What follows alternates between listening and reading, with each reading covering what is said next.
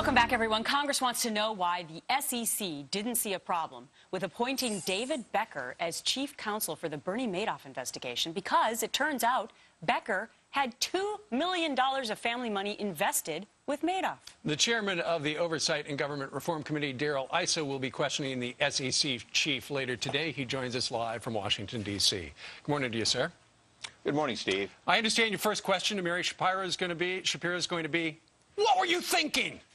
That's pretty much it, Steve.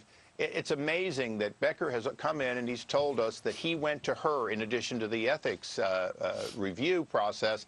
And I'm going, but why did either one of them, much less both of them, clear him to intervene in a very extraordinary way and attempt to change the calculation of the very money that is now being asked to be clawed back from his mother's estate, when in fact he took it out and was hoping to keep all of that $2 million. Right, because initially, it's my understanding, his mother's investment with Bernie Madoff was $500,000.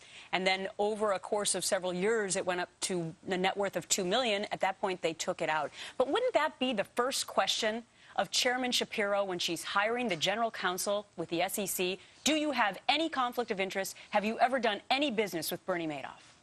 Well, it certainly should have been a disclosure question. It should have been the kind of proactive.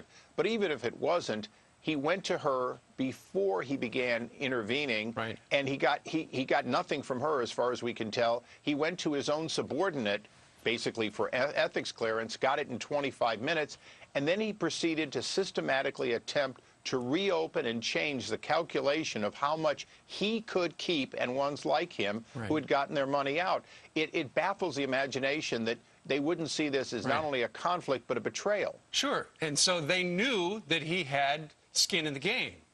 But there he is acting on the government's behalf, essentially, would you say, Congressman, stacking the deck in his favor? He attempted to stack it in his favor. It appears as though he failed, which may be the only salvation for the SEC, is that the damage he tried to do, he didn't succeed in doing. But if you're one of the Madoff, many of the Madoff victims who met with him, he didn't disclose it to them. He basically was running a scheme on them, well, in fact, claiming that he was going after the very money that they had stolen from them. It's amazing, and this is what you're going to be talking about in a hearing today. And we thought that porn at the SEC was the only problem. Now we're finding out that there are other issues. This is one of the questions for the chairwoman is, what have you done to change the culture of an organization that you came in saying was failed? It appears as though you inherited an organization with problem, and you're going to be leaving an organization with every bit as big a problem if this is an example of how you're running things. Sounds like another great hearing today on Capitol Hill. Darrell Issa from California. Thank you, sir. Thanks, Steve. Great.